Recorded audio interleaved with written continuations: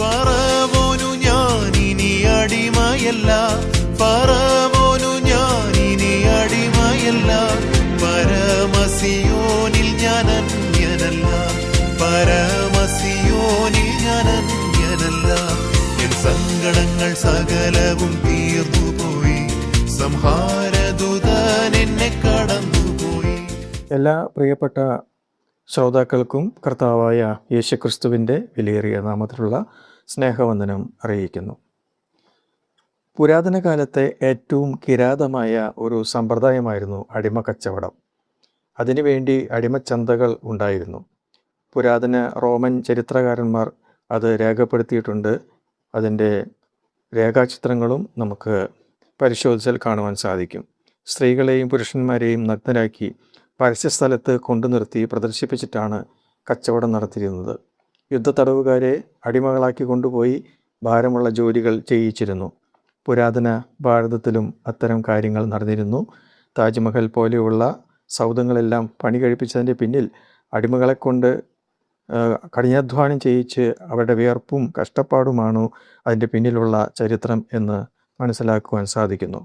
Bible ഒരു ചരിത്ര പുസ്തകം കൂടിയായതിനാൽ BC നൂറ്റാണ്ടുകളിൽ നിലനിന്നിരുന്ന അടിമവേലയെക്കുറിച്ച് രേഖപ്പെടുത്തിയിട്ടുണ്ട്. ജോസഫിനെ തൻ്റെ സഹോദരന്മാർ അടിമ കച്ചവടക്കാർക്ക് വിറ്റതായിട്ട് രേഖപ്പെടുത്തിയിരിക്കുന്നു. അവർ ഈജിപ്തിലെ രാജാവിൻ്റെ സേനാപതിയായ പോത്തിഫറിനെ ജോസഫിനെ മറിച്ചു വിറ്റു. അങ്ങനെ ജോസഫ് പോത്തിഫറിൻ്റെ വീട്ടിലെ ജോലി ചെയ്തിരുന്നതായി ബൈബിൾ രേഖപ്പെടുത്തുന്നു. സിറിയൻ രാജാവിൻ്റെ പട്ടാള മേധാവിയായ നയമാൻ്റെ വീട്ടിലെ ജോലിക്കാരിയായ ഇസ്രായേലിലെ പെൺകുട്ടിയെ ഒരു യുദ്ധത്തിൽ അടിമയായി പിടിച്ചു കൊണ്ടുവന്നതായിട്ട് രേഖപ്പെടുത്തിയിരിക്കുന്നു. ഇസ്രായേൽ ജനം ഈജിപ്തിൽ അടിമവേല ചെയ്ത് കഷ്ടപ്പെട്ട ചരിത്രവും അവരെ മോശ മുഖാന്തരം ദൈവം വിടുവിച്ച ചരിത്രവും ബൈബിൾ രേഖപ്പെടുത്തുന്നുണ്ട്. അബ്രഹാമിൻ്റെ വീട്ടിൽ ധാരാളം ദാസിദാസന്മാർ ഉണ്ടായിരുന്നു. ഒരു വീട്ടിൽ വേല ചെയ്യുന്ന അടിമകളോട് എങ്ങനെ പെരുമാറണം എന്നുള്ള നിയമം പിന്നീട് ദൈവം മോശ മുഖാന്തരം കൊടുക്കുകയുണ്ടായി. അത് അവരെ പീഡിപ്പിക്കാനല്ല, സംരക്ഷിക്കാനെന്ന നിലയിലാണ് കൊടുത്തത്. ബൈബിൾ ഒരിക്കലും അടിമത്തത്തെ പ്രോത്സാഹിപ്പിക്കുന്നില്ല.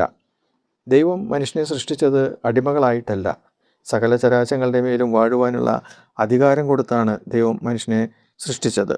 മനുഷ്യൻ്റെ പാപ സ്വഭാവമാണ് ഇത്തരം നീച കാര്യങ്ങളിലേക്ക് മനുഷ്യനെ കൊണ്ടു ചെന്നെത്തിച്ചത് എന്ന് കാണുവാൻ സാധിക്കും. സ്വതന്ത്രമായി ചിന്തിക്കാനും തീരുമാനിക്കാനും പ്രവർത്തിക്കാനും ദൈവം മനുഷ്യന് സ്വാതന്ത്ര്യം നൽകി. എന്നാൽ മനുഷ്യനിലേക്ക് പാപം പ്രവേശിച്ചപ്പോൾ അവൻ പാപത്തിൻ്റെ അടിമയായി. ചിന്തകൾ വികലമായി, തെറ്റായ തീരുമാനങ്ങൾ എടുക്കുവാൻ തുടങ്ങി. സഹജീവികളോടുള്ള സ്നേഹം ഇല്ലാതെയായി. പാപം മനുഷ്യനിൽ ഭരണം നടത്തുവാൻ തുടങ്ങി. പാപത്തിൻ്റെ പിടിയിൽ നിന്നും മനുഷ്യനെ സ്വതന്ത്രനാക്കുവാൻ ക്രിസ്തു ഈ ലോകത്തിലേക്ക് അവതരിച്ചു. പാപത്തെ ഇരുട്ടിനോട് ഉപമിച്ചിരിക്കുന്നു. ക്രിസ്തു നമ്മെ ഇരുട്ടിൻ്റെ അധികാരത്തിൽ നിന്നും വിടുവിച്ച് തൻ്റെ സ്നേഹസ്വരൂപനായ പുത്രൻ രാജ്യത്തിലാക്കി വെച്ചു എന്ന് ബൈബിൾ രേഖപ്പെടുത്തുന്നു. ക്രിസ്തു പറഞ്ഞു, പാപം ചെയ്യുന്നവനെല്ലാം പാപത്തിൻ്റെ ദാസനാകുന്നു, അഥവാ അടിമയാകുന്നു. യോഹന്നാൻ 8:34. എന്നിട്ട് യേശു പറഞ്ഞു, പുത്രൻ നിങ്ങൾക്ക് സ്വാതന്ത്ര്യം വരുത്തിയാൽ നിങ്ങൾ സാക്ഷാൽ സ്വതന്ത്രർ ആകും.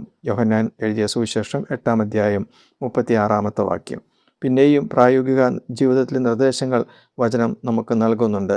അത് ഇപ്രകാരമാണ് രേഖപ്പെടുത്തിയിട്ടുള്ളത്: ആകയാൽ പാപം നിങ്ങളുടെ മർത്യശരീരത്തിൽ അതിൻ്റെ മോഹങ്ങളെ അനുസരിക്കുമാറ് ഇനി വാടരുത്.